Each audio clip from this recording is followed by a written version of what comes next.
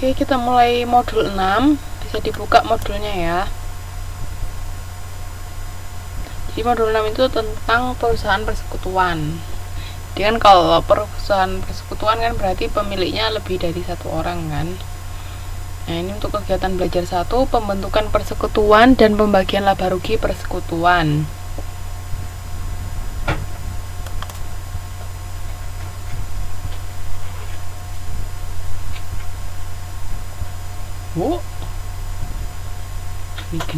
Kenapa? Nah, untuk karakteristik perusahaan persekutuan itu jangka waktu yang terbatas. Kenapa kok jangka waktu yang terbatas? Karena apa? Karena ketika sekutu-sekutu itu sudah tidak mau melanjutkan usaha.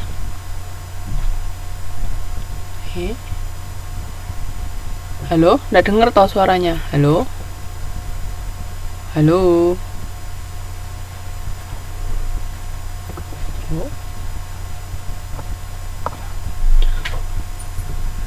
Siapa aja yang nggak bisa dengar suara saya?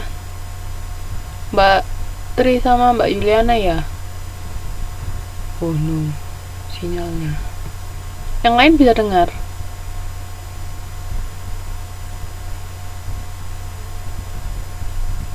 Oh, saya lanjut dulu ya.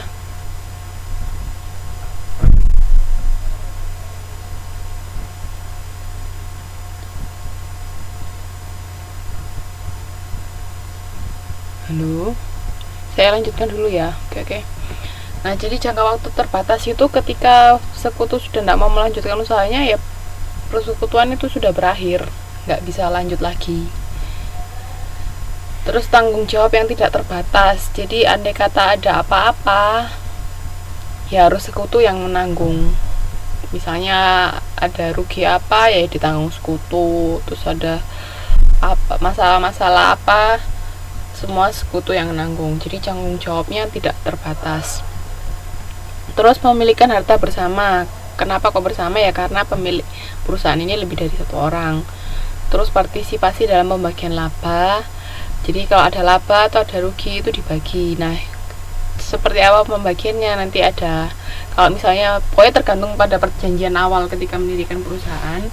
Ketika di awal perjanjian ada perjanjian dengan tertulis dengan jelas, misalnya pembagian sekian, ada persentasenya, ya berarti nanti pembagian labanya berdasarkan persentase. Tapi kalau misalnya perjanjiannya nanti pembagian laba berdasarkan jumlah modal yang disetor, ya berarti nanti lihat proporsi jumlah laba yang disetor berapa. Misalnya totalnya 50 juta, ada dua sekutu misalnya, yang satu 30 juta, yang satu 20 juta. Nah, berarti kan perbandingannya 3:2 tapi bagi 5 kan. Jadi tetap lihat proporsinya dari setoran modalnya berapa. Tapi andai kata di awal tidak ada perjanjian seperti apa nanti labanya akan dibagi, berarti akan dibagi sama rata. Oke? Ya, selamat malam, Mbak. Sebentar, Mbak Nana itu Mbak Nana Ratna ini.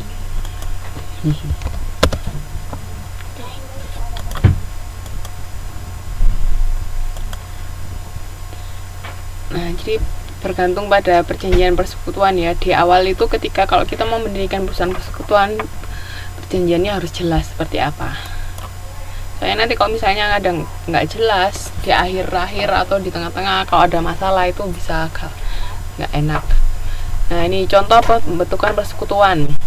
Pada tanggal 21 Oktober, Ali, Budi, dan Cici sepakat untuk membentuk persekutuan yang diberi nama Persekutuan Abuci.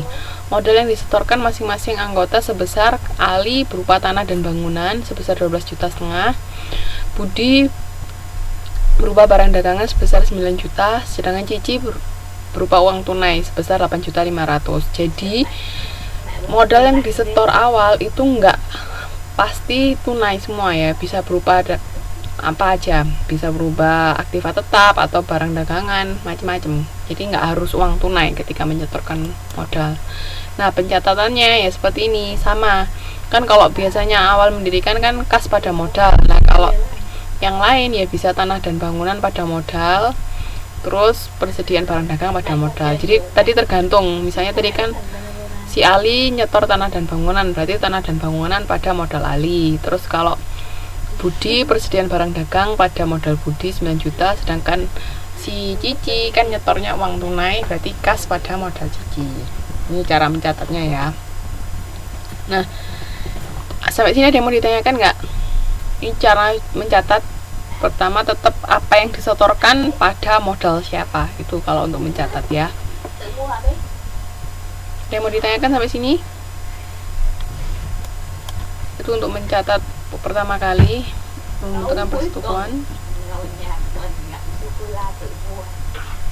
Kalau nggak ada, saya lanjutkan. Contoh soal di halaman 6.7. Coba dibuka halaman 6.7 bukunya.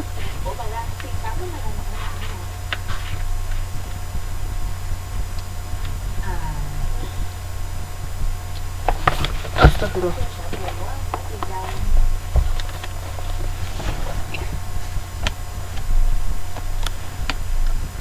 Ini halaman 6.7.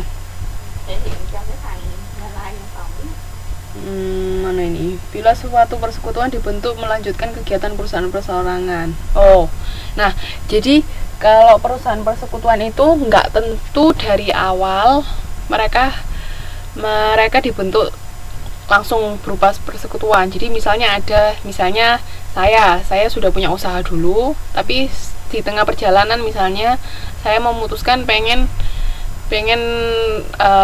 jadi perusahaan persekutuan, bisa nanti misalnya Mbak Suci sama Mbak Tri ikut gabung jadi satu perusahaan saya. Jadi kita bikin perusahaan persekutuan bertiga, berarti perusahaan individu saya sudah nggak ada, tapi jadi perusahaan persekutuan. Contohnya seperti itu. Jadi ini contohnya di sini.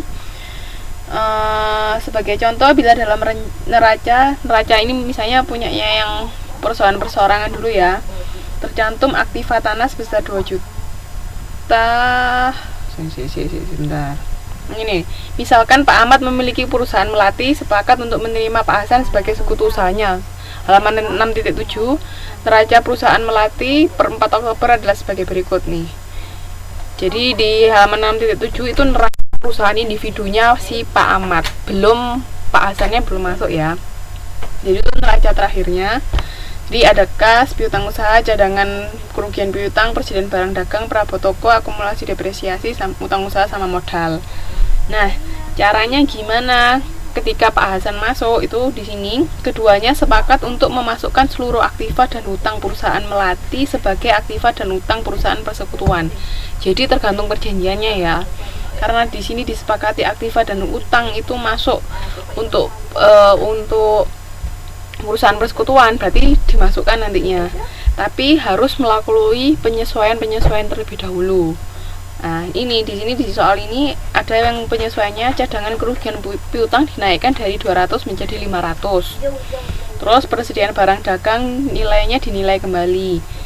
Habis itu perabot toko dinilai kembali, sama Pak Hasan menyetorkan modalnya. Ya, jadi kalau misalnya aktiva tetap itu kan kadang nilainya kan berubah-ubah, ya kan? Misalnya hari ini sekian, misalnya hari ini 50.000, ternyata besok karena ada misalnya keadaan ekonomi sedang harganya jadi naik misalnya. Jadi 60.000 itu kan bisa. Oleh karena itu biasanya kalau kayak gini keadaannya aktiva tetap itu harus dinilai kembali. Jadi disesuaikan nilainya pada saat perusahaan persekutuan itu dibentuk. Ya. Makanya di sini yang persediaan barang dagang sama perabot toko itu dinilai kembali. Itu maksudnya untuk tahu nilainya, nilai aktiva tetap nilai aktivanya itu pada saat persekutuan dibuat itu seberapa.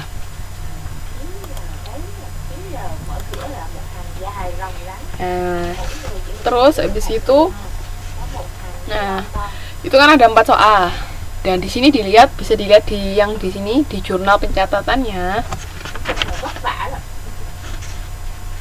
Jurnal pencatatannya tadi kan cadangan kerugian piutang kalau dilihat dari neracanya tadi kan cuman 16.300.000, ya kan? Halo, masih dengar suara saya? Cadangan kerugian piutang